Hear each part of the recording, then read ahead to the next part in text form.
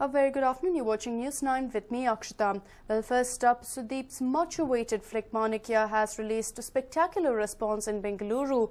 But several fans were left disappointed as the movie did not release in few theatres due to technical glitches.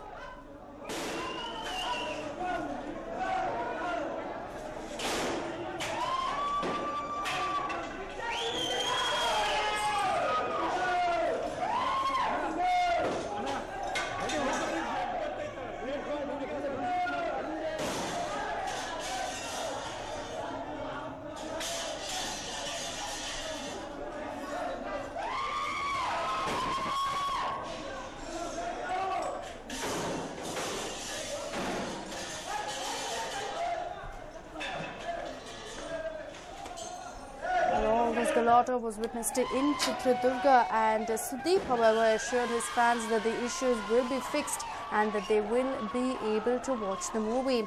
But the bad news for the fans is that it may take up to 2 weeks for the technical faults to be fixed. Sudeep visited Santosh Theatre on KG Road and appealed to the fans and also told them to keep calm.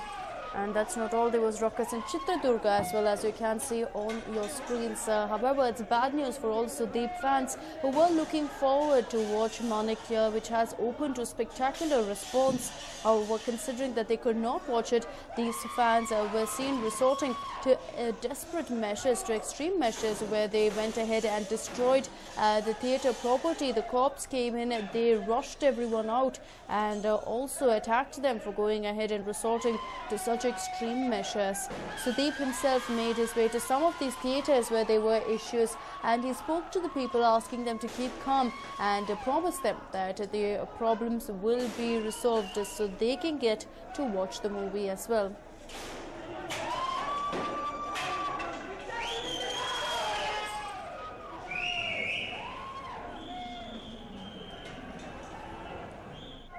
We have seen the kind of fanfare Sudeep enjoys, but sometimes it can turn around and create quite a bit of a headache. As you can see there, these particular people, including some children and youngsters, going ahead and resorting to extreme measures where they vandalize the theatre property because there was an issue with the screening, and hence it left several of the fans disappointed, but they refused to back off. They insisted on being able to watch the movie and, clearly disappointed, resorted to such measures, and there was extreme galata witnessed in several parts of the state, and in Bangalore as well the scene was no different.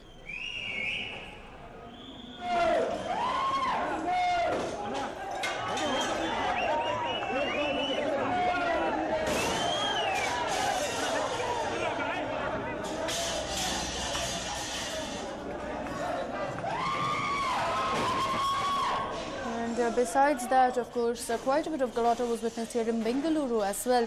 And to put a stop to that, Sudeep himself made his way to some of the theatres. One of them was on KG Road, and this was the Santosh Theatre, where Sudeep in fact spoke to the people amid massive crowds. He went on to assure them that the problem will be resolved soon, and also promised them that they will all get to watch the movie. He appealed to them to remain calm and not resort to any sort of violence, and that the technical glitch will be dealt with soon. But the bad news, of course, is that in some of these cases it could take about 3 weeks for this issue to be solved, and this will not just lead to a lot of disappointment among his fans, but could also affect the collections of the movie.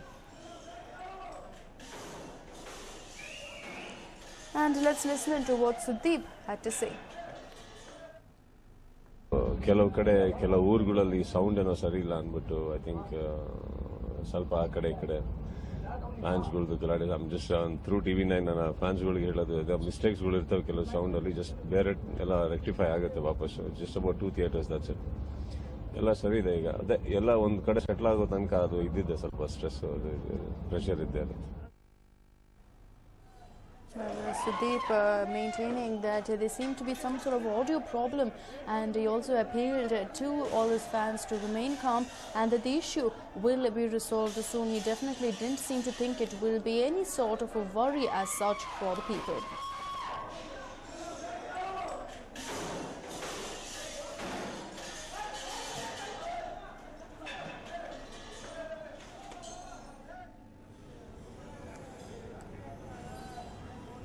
And this is the theatre in Chitradurga. As you can see, there are quite a bit of damage being created. The property of the theatre was vandalized by the fans, who were rather disappointed that they could not watch the movie. In fact, it was expected to open to full houses, and when these people got there, the movie screening began, and then immediately it was quite clear that there was some sort of an issue, and inside the theatre hall itself quite a bit of chaos was witnessed as they broke chairs, refused to leave, and finally when they were pushed out, also resorted to vandalizing the theatre property outside. They broke the windows, threw chairs, and ensured that they created quite some galata before finally the cops stepped in and resolved the issue and dispersed the gathering that was present there.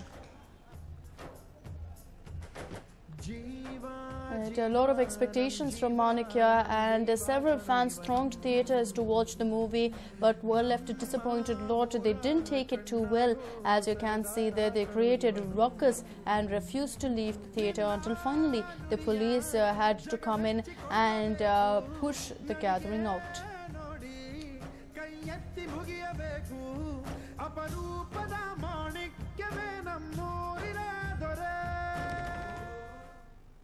The big news that we are tracking this hour: 2 explosions took place at the Chennai railway station on the Bangalore-Guwahati Express at platform number 9 at 7:15 a.m. today morning.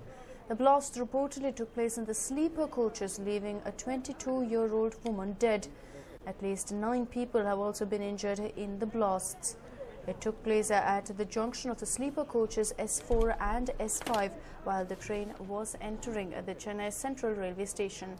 Those injured have been rushed to the Government General Hospital. Train services have been affected, however, it is still going on, and sources say that as of now they have not ruled out the terror angle. 2 people have been taken into custody. One of them was hiding inside the particular train. He is the man you also see on your screens who the cops are escorting out of Chennai Central.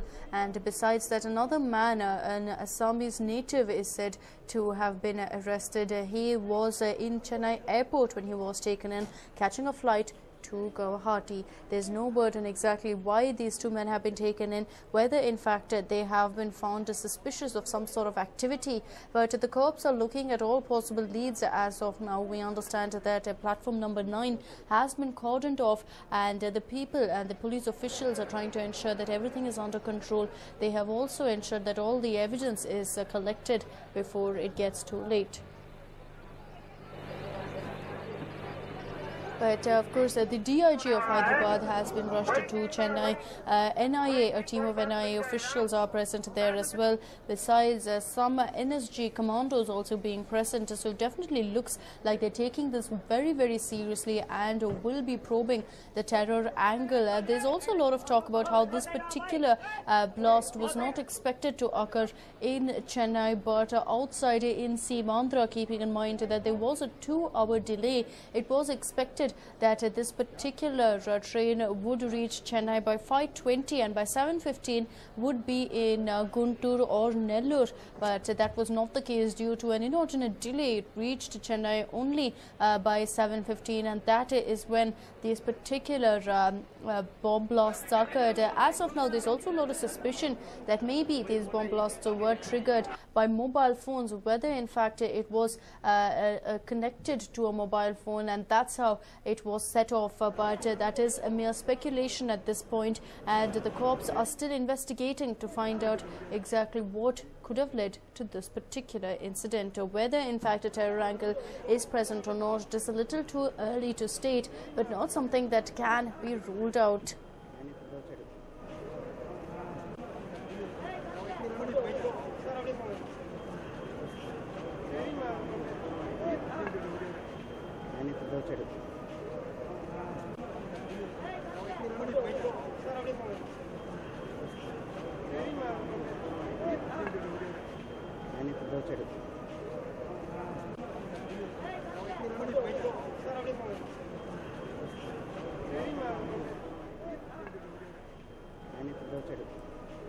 Well, it's not just in Chennai, but here in Bangalore as well. Security has been heightened, keeping in mind the fact that this particular train started off from Bengaluru, started off from the city railway station at about 11:30 p.m. So security has been heightened here. People are being questioned and any sort of suspicious movement is being carefully viewed. And there were some interesting moments in the city railway station when a man wearing a T-shirt with Pakistan written on it walked into the railway station. The police frisked him extra thoroughly, and here is what happened. Well, we have one gentleman who was walking into the railway station, and since he was wearing a Pakistan T-shirt, the authorities specially stopped him and took photographs of him, which was... So let's really speak to him. You were stopped at the entrance and they frisked you. Did you feel uncomfortable? Of course I feel uncomfortable, because they have not been very polite to me in the beginning. Later I made them polite to me. Because of my behavior, I can make everybody polite in this world. Okay? Okay. You know, when they took your photograph, it upset you. Of course, they are not supposed to take my photograph without my permission. That is what I told all the media people. They must be polite enough to take permission before they take photograph of anybody. That is a very normal ethic rule.